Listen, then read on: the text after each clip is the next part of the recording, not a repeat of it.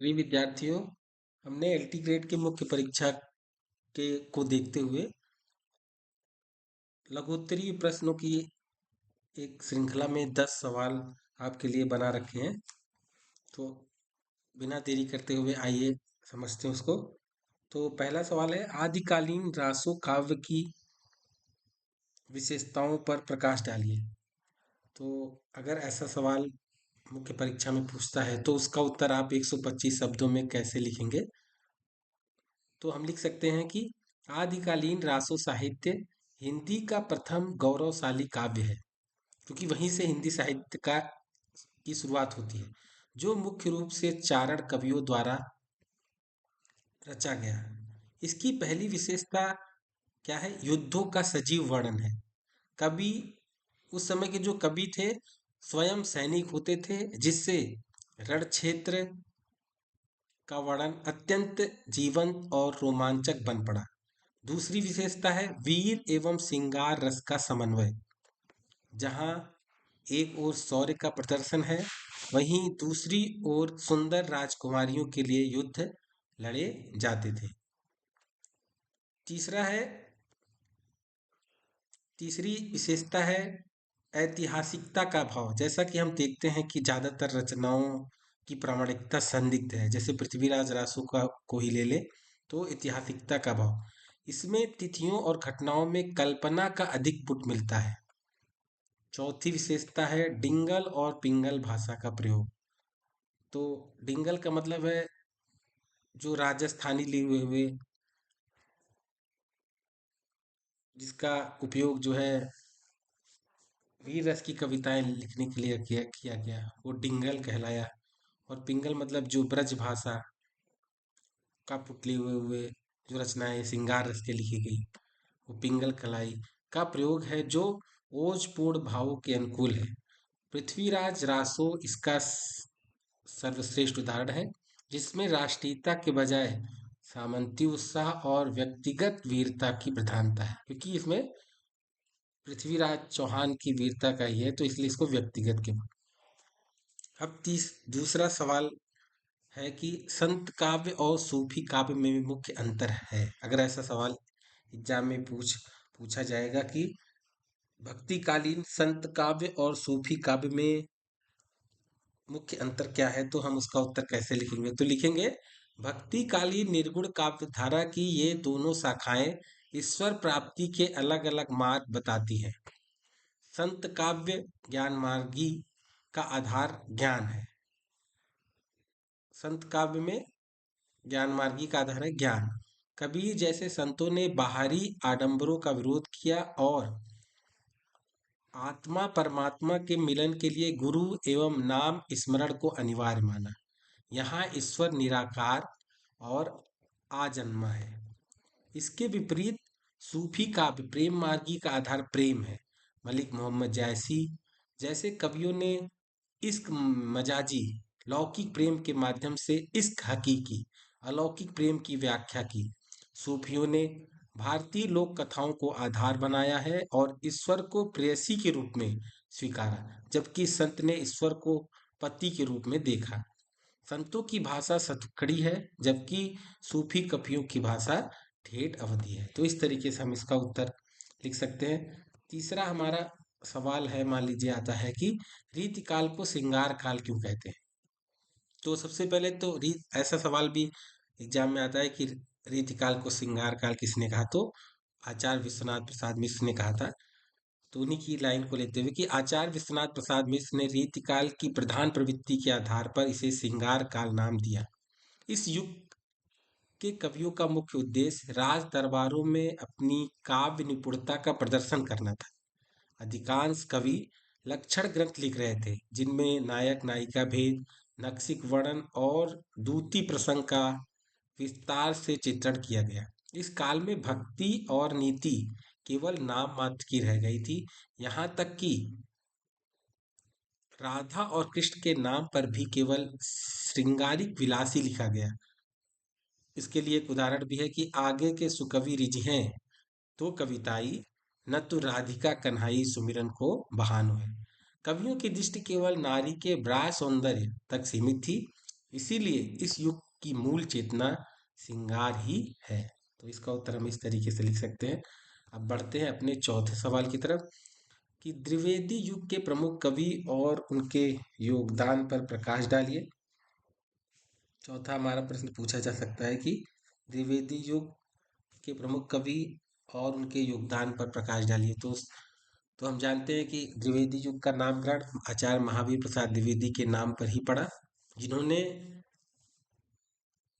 हिंदी कविता को ब्रज भाषा से निकाल करके खड़ी बोली में ले आए और गद्य और पद्य दोनों की भाषा खड़ी बोली हो गई। तो इसका श्रेय आचार्य महावीर प्रसाद द्विवेदी को जाता है, जो कि त्रिवेदी युग के थे।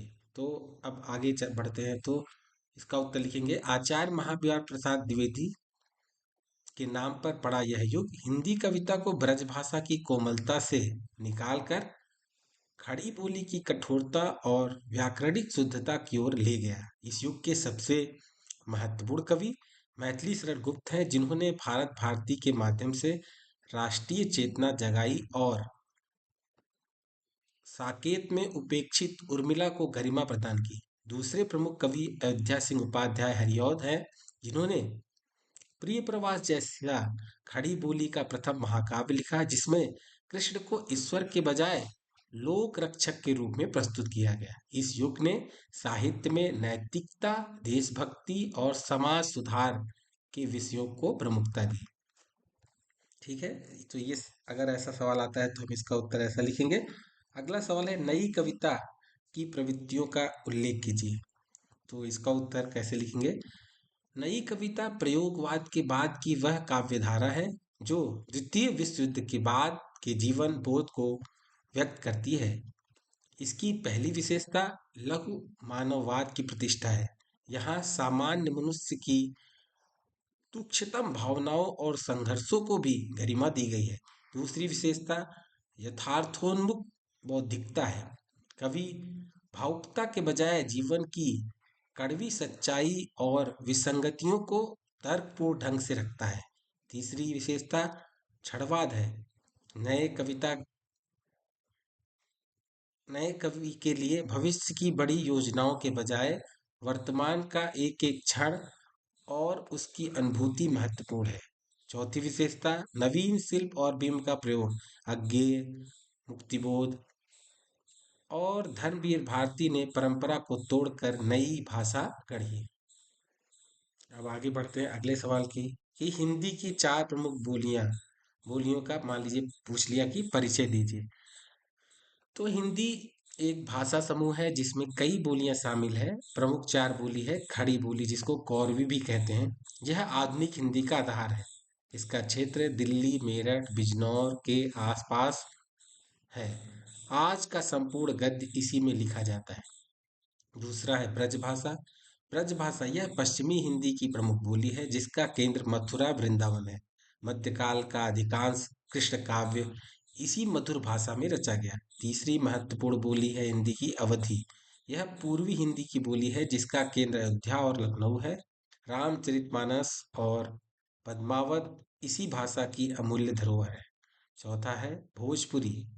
यह बिहारी हिंदी की सबसे लोकप्रिय बोली है, जो उत्तर प्रदेश के पूर्वांचल और बिहार के बड़े हिस्से में बोली जाती है। यह अपने लोक गीतों और संस्कृति के लिए प्रसिद्ध है। अगले सवाल की तरफ बढ़ते हैं, क्वेश्चन नंबर 7 की तरफ।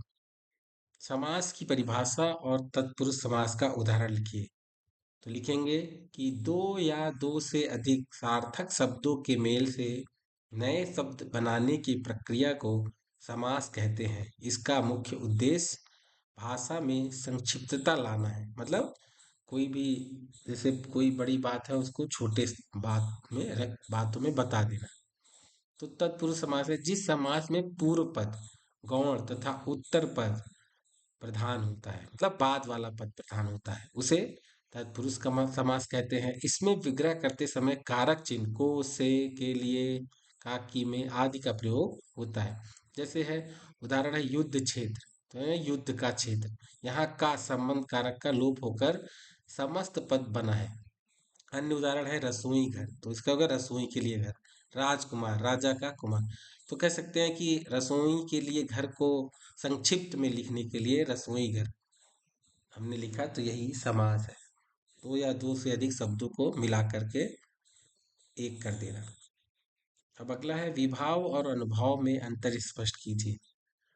तो भारतीय काव्यशास्त्र के अनुसार रस के चार अंगों में विभाव और अनुभाव का महत्वपूर्ण स्थान है। विभाव वे कारण जो हृदय में स्थित अस्थाई भाव को जागृत करते हैं, विभाव कहलाते हैं। इसके दो भेद हैं, आलंबन और उद्दीपन। आलंबन जैसे नायक नायिका, और उद्दीपन बाहरी वातावरण जैसे चांदनी रात या एकांत। यह भाव जागृत होने का साधन है। अनुभाव क्या है? भाव जागृत होने के बाद आश्रय है। जिसके मन में भाव जागा है कि बाह्य शारीरिक चेष्टाओं को अनुभाव कहते हैं। जैसे डर के कारण कांपना, पसीना आना या क्रोध में आंखें लाल होना, यह भाव जागने की बाद की प्रक्रिया है। ठीक है। अब आगे आते हैं भवभूति और उनकी रचना। उत्तर रामचरितम के बारे में बोल रहा है। अगर सवाल आ जाता है कि संस्कृत के प्रमुख नाटककार भवभूति की प्रसिद्ध रचना पर टिप्पणी लिखी है, ऐसा कह सकते हैं। तो भवभूति की प्रसिद्ध रचना है उत्तर रामचरितम। तो उसके बाद लिखेंगे महाकवि भवभूति संस्कृत साहित्य के सर्वश्रेष्ठ नाटककारों में से एक है। उनकी कृति उत्तर रामचरितम 7 अंकों का एक कालजयी नाटक है, जिसका कथानक रामायण के उत्तर कांड राम के राज्याभिषेक के बाद की कथा पर आधारित है। भवभूति ने इसमें करुण रस को प्रधानता दी है और सिद्ध किया है कि एको रसः करुण एव, करुण ही एकमात्र रस है। सीता की परित्याग और राम के अंतर्द्वंद का इसमें मार्मिक चित्रण है कि पाठक द्रवीभूत हो जाता है। भवभूति की भाषा प्रौढ़ है और उन्होंने प्रकृति का भी अत्यंत सघन वर्णन किया है, जो उन्हें कालिदास के समकक्ष समकक्ष खड़ा करता है। तो अगला सवाल मान लीजिए 10वां आता है अति लघु उत्तरी में। जैसा आप जानते हो 10 सवाल अति लघु उत्तरी होंगे, सॉरी लघु उत्तरी होंगे और 10 दीर्घ। तो अगला सवाल आ जाता है कारक किसे कहते हैं? अपादान कारक को उदाहरण से समझाइए। तो हम जानते हैं हिंदी में कारक 8 है। कारक का काम क्या है? वाक्य को जोड़ना। शब्दों को, किसी भी वाक्य में शब्दों को आपस में जोड़ने का काम कारक करता है। तो संज्ञा या सर्वनाम के जिस रूप से उसका संबंध क्रिया के साथ जाना जाता है, उसे कारक कहते हैं। हिंदी में कारक 8 माने गए हैं। तो हमें पूछा है अपादान के बारे में। तो संज्ञा के जिस रूप से एक वस्तु का दूसरी वस्तु से अलग होने, डरने, सीखने या तुलना करने का भाव प्रकट होता है, उसे अपादान कारक कहते हैं। इसका विभक्ति चिन्ह है से। जैसे वृक्ष से फल गिरता है, तो मतलब यहाँ से फल जो है वृक्ष से यहाँ पर अलग होने का भाव है। वह सांप से डरता है, यहाँ पर डरने का भाव है। राम श्याम से बुद्धिमान है, यहाँ तुलना का भाव है। तो इस प्रकार से हमने जो है आपको 10 सवाल लघु उत्तरीय बता दिए हैं। अब अगले वीडियो में हम आपको दीर्घ उत्तरीय प्रश्न को कैसे लिखना है उसके बारे में चर्चा करेंगे। धन्यवाद। अगर आप मेरे चैनल पर नए हो तो इस चैनल को सब्सक्राइब करो, लाइक करो, बेल आइकॉन को दबाओ। Thank you.